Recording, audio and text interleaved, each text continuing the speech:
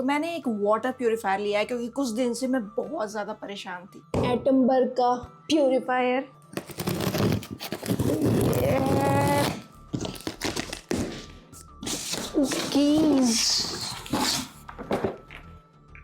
इसमें लग रहा है फिल्टर है। अब ये दिल्ली एनसीआर रीजन का पानी कैसा है ना, उसका आइडिया इससे लगा सकते हो। ये 1 महीने में बकेट का ये हाल हो जाता है। मार्केट में एटलीस्ट 5-6 कंपनीज हैं जो वाटर प्यूरिफायर बेच रही हैं। तो सबसे पहले मैंने चेक किया कि WHO के अकॉर्डिंग एक्सेप्टेबल रेंज क्या है पानी पीने का। तो पता चला कि 100 से 300 ppm के बीच में अगर है तो आप वो वाटर डेली बेसिस पे कंजम्पशन कर सकते हैं। 100 से नीचे अगर TDS दिखा रहा है तो इसका मतलब वो बिल्कुल डीमिनरलाइज्ड वाटर है, तो लॉन्ग बेसिस पे आपकी बॉडी के लिए वो भी सही नहीं है। और अगर 500 से ऊपर TDS चला जाता है तो भैया वो डायरेक्ट कंजम्पशन के लिए बिल्कुल सही है ही नहीं पानी। और उसके लिए भाई RO की नीड है ही, क्योंकि उसमें बहुत सारा हैवी मेटल्स होगा जो कि आपकी बॉडी के लिए अगेन हार्मफुल है। और इन सब के अलावा ना मेंटेनेंस और कस्टमर सर्विस को लेके भी एक बहुत बड़ा सवाल रहता है कि यार ये कंपनी नहीं सही है तो वो कंपनी नहीं सही है। अब इन सबको देखते हुए मैंने एटमबर्ग का इंटेलॉन मॉडल चूज किया है, क्योंकि ये लोग क्लेम करते हैं कि ये इंडिया के फर्स्ट एडेप्टिव वाटर प्यूरिफिकेशन का यूज कर रहे हैं। अब इंटेलिजेंटली चूज करता है आपके वाटर के TDS के अकॉर्डिंग कि कौन सा प्यूरिफिकेशन मेथड का यूज करना चाहिए। तो ये प्रोडक्ट मुझे 17,999 का मिला था and next day he deliver हो गया था। और जब डिलीवर हुआ तो उसके भी नेक्स्ट डे में एक इनका इंस्टॉलेशन गाय आ गया जिसने ये पूरा इंस्टॉल कर दिया फ्री ऑफ कॉस्ट। अब यहाँ डब्बे में इन्होंने फिल्टर भी अलग से दे रखा है, तो मतलब 18,000 में आपका इंस्टॉलेशन भी हो जाएगा, एक एक्स्ट्रा फिल्टर आ जाएगा और प्यूरिफायर मशीन तो आ ही रही है। और मुझे देख के भाई बहुत अच्छा लगा क्योंकि मिनिमलिस्ट डिजाइन है। मैंने ये पर्टिकुलर मॉडल चूज क्यों किया वो समझाने से पहले मुझे थोड़ा वाटर प्यूरिफिकेशन के बेसिक्स के बारे में आपको बताना पड़ेगा। देखो, नॉर्मली जो मार्केट में प्यूरिफायर अवेलेबल है उनका कोर टेक्नोलॉजी वाटर को प्यूरिफाई करने के लिए हमेशा RO ही होता है। कोई भी कैसा भी पानी हो, पानी का कोई भी सोर्स हो, सब पे RO ही लगेगा। देखो, हमेशा RO टेक्नोलॉजी ऑन रखना और हमेशा वाटर को RO से प्यूरिफाई करना ताकि वाटर सेफ रहे, ये एक मिसकंसेप्शन है। अब ये मैंने एक बहुत बढ़िया ट्वीट पढ़ी है यार ट्विटर पे। यहाँ पे यार इन्होंने लिखा है कि इनके जो पानी का TDS आ रहा है वो 40 ppm आ रहा था। अब सोचो कितने लंबे टाइम तक वो इतने ही ppm वाला पानी पिए, डीमिनरलाइज्ड वाटर वाला। इससे कोई मिनरल नहीं है तो ब्लोटिंग वगैरह होने लगी, स्टमक इश्यू होने लगे। फिर इन्होंने बिस्लेरी का पानी मंगाया तो उसमें 160 ppm आ रहा था। और उसके बाद इन्होंने एक टेक्नीशियन भी बुलाया ताकि नॉब से छेड़छाड़ करके TDS लेवल को बढ़ा सके। भाई एटमबर्ग में तो मैं ऐप से ही कर लेती हूँ TDS वाला काम। बाकी ये ट्वीट दिखाती है ना कि RO कंपनी कैसा हम लोग के दिमाग में बैठा दिए हैं कि वाटर का सोर्स कोई भी हो, बोरवेल वाला हो, म्युनिसिपल वाला हो, आपको RO यूज करना ही है। तो यहाँ पे मैं ये कहूँगी कि इसीलिए एक मार्केट में नीड है कि एडेप्टिव टेक्नोलॉजी रहे वाटर को प्यूरिफाई करने के लिए, जिसकी वजह से मैंने एटमबर्ग इंटेलॉन चूज किया। और यहाँ पे बिल्कुल बढ़िया काम हो रहा है, क्योंकि अगर जो इनपुट सोर्स है पानी का, जैसे मान लो आपका म्युनिसिपल वाला वाटर आ रहा है तो उसका TDS ऑलमोस्ट 300 से कम होता है, तो उस पे आपका UF plus UV water purification technology use हो रही है वाटर को क्लीन करने के लिए, जिसमें एसेंशियल मिनरल्स भी आपके रहे। एंड अगर आपका पानी का TDS 500 है या उससे अबव है तो RO प्लस UV टेक्नोलॉजी का यूज होगा वाटर को प्यूरिफाई करने के लिए। तो इसका मतलब इसके 3 बेनिफिट्स हो रहे हैं। तो RO हमेशा यूज नहीं हो रहा है, जिससे एसेंशियल मिनरल्स भी आपके रिटेन रहते हैं। यहाँ पे अभी ये करंट TDS चल रहा है एंड फुल टैंक भी है जो कि चेंज होता रहता है, TDS डिफरेंट होता रहता है, ये मैंने देखा है पानी के हिसाब से।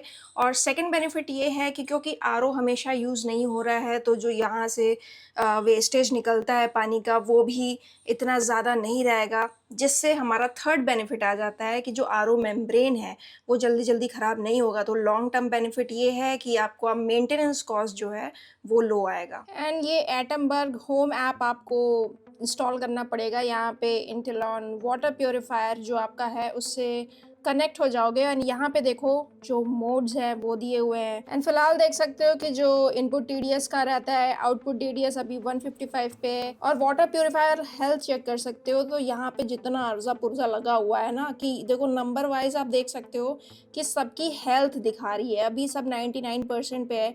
यहाँ पे जब ये रेड हो जाएगा 1% तक आ जाएगा, इसका मतलब भाई चेंज करने का टाइम आ गया है। और यहाँ पे भाई मोड है, यहाँ 4 मोड है। मैं मोड्स की बात करूँ तो एडेप्टिव फ्लो मोड, अगर आप इस पे जाओगे तो ये भी बताता है कि क्या करता है। अगर TDS आपका कम है पानी का इनपुट सोर्स का, तो ये RO प्लस UV का यूज़ नहीं करेगा, UF प्लस UV का यूज़ करेगा। अपने हिसाब से चेक करता है कि क्या आपके लिए बेस्ट रहेगा purification method. RO plus UV mode, इसके लिए भी इन्होंने दिया है कि भाई dissolved salts and heavy metals हटा देते हैं। लेकिन अगर आपका 500 से ऊपर का है ना TDS वगैरह, तो ये RO प्लस UV आपके लिए बेस्ट रहेगा। अगर आपको पता नहीं है कि आपके लिए क्या बेस्ट टेक्नोलॉजी है, तब भी आप एनफोर्स कर सकते हो RO प्लस UV को। टेस्ट ट्यून मोड भाई ये मैंने सबसे पहली बार देखा है इसी प्योरीफायर में, और तो कहीं नहीं देखा है। यहाँ पे भाई पानी का टेस्ट आपको एडजस्ट करना है, तो उसका भी सिस्टम दिया हुआ है, मतलब कि 50 से 100 ppm। ये मैं एडवाइस नहीं करूँगी कि आप इस पे करो। 75 to 125 या 100 to 150 पे रखोगे तो पानी का टेस्ट जो है वो अच्छा भी रहता है और हेल्दी भी रहता है। तो अगर आप वेके मोड अपने इंटेलॉन में ऑन कर देते हो, तो ये हर 2-2 दिन पे ऑटोमेटिक फ्लश साइकिल रन करता रहता है। अब इससे क्या होता है कि स्टैग्नेशन नहीं होता है, माइक्रोबियल बैक्टीरिया बिल्डअप नहीं होते हैं, जो फिल्टर की साइकिल है वो बढ़ी रहती है। अब यहाँ पे मुझे एटमबर्ग की टेक्नोलॉजी बहुत ही बढ़िया लगी, क्योंकि CPCB के डेटा के अकॉर्डिंग अगर आपका एरिया ऐसे एरिया में आता है जो हैवी मेटल कंटैमिनेटेड वाटर वाली एरिया है, अगर फ्लैग किया गया है, अब इस केस में भाई एडेप्टिव टेक्नोलॉजी वो ऑटोमेटिकली डिसेबल हो जाती है। और यहाँ पे इसकी फर्स्ट प्रायोरिटी होती है कि भले ही जो TDS है वाटर का लो है, लेकिन जो हैवी मेटल्स है उसको हटाने के लिए ये RO प्लस UV का ही यूज़ करे। देखो मैंने टैप किया ना, देखो मैं इसका यूज़ नहीं कर सकती हूँ क्योंकि मेरा जो इनपुट TDS है वो ऑलरेडी हाई है, तो ये रिकमेंड नहीं करता है कि मैं टेस्ट ट्यून को यूज़ करूँ, और RO प्लस UV मोड को ही ये रिकमेंड कर रहा है। तो मैं यहाँ पे annual ground water quality report पढ़ी थी 2024 की, तो फिर मैंने जेमिनी का सहारा लिया, दिल्ली NCR की रिपोर्ट पूछी कि क्या मामला है वाटर को लेके। और यहाँ पे आप देख सकते हो कि जो इलेक्ट्रिकल कंडक्टिविटी, फ्लोराइड, नाइट्रेट सब कुछ तो बढ़ा हुआ आ रहा है परमिसिबल लिमिट से। क्लोराइड, आयरन, आर्सेनिक ये सब हार्मफुल होता है भाई, ये मिनरल्स हमें नहीं चाहिए बॉडी को, यूरेनियम वगैरह सब कुछ बढ़ा हुआ है। इसीलिए दिल्ली NCR में तो एटमबर्ग RO प्लस UV का ही यूज करेगा। अब एटमबर्ग इंटेलॉन के बारे में मैं और पढ़ रही थी तो पता चला कि ये 7 स्टेज प्यूरिफिकेशन होता है। इसमें आपका 1500 TDS तक का पानी है सोचो, तो उसमें भी ये 12,000 लीटर तक पानी उसको प्यूरिफाई कर सकता है। अब दूसरे प्यूरिफायर्स में क्या होता है यार कि 3 लीफ मेम्ब्रेन लगी रहती है, इसमें 4 लीफ RO मेम्ब्रेन लगी है। अब इसका एडवांटेज ये है कि जो सरफेस एरिया है वो 10 to 12% बड़ी है 3 मेम्ब्रेन वाले से, जिसका मतलब ज्यादा पोर्स होंगे प्यूरिफाई करने के टाइम पे, क्लॉगिंग स्लो हो जाएगी, जो फिल्टर की लाइफ है वो बड़ी हो जाएगी। मेम्ब्रेन प्रोटेक्टर और ऑटो क्लेंस ये भाई स्केलिंग और क्लॉगिंग से प्रोटेक्ट करता है। तो इतना सारा जो मैंने टेक्नोलॉजी का बता दिया है, कुल मिला जुला के समझ लो कि आपकी जो फिल्टर की लाइफ है वो बड़ी रहेगी, स्लोअर क्लॉगिंग होगी। तो इसका जो 7th स्टेज है वो बहुत इंपॉर्टेंट है भाई। मेरी जो फ्रेंड है उसके घर में जो प्योरीफायर है ना, उससे प्योरीफायर वाटर निकालती है, अलग से अल्कलाइन बॉटल खरीदी हुई है, क्योंकि जो प्योरीफायर RO प्योरीफायर नेचुरली क्या होता है ना कि एसिडिक वाटर थोड़ा सा निकाल के देता है। आपके स्टमक में ऑलरेडी एसिडिक प्रॉपर्टी रहती है, तो जिनका सेंसिटिव स्टमक रहता है ना उनको थोड़ी प्रॉब्लम आ सकती है इससे, इसीलिए वो अल्कलाइन बॉटल का यूज़ करती है, जिससे आपका जो अगर सेंसिटिव गट हेल्थ है वो सही रहेगा।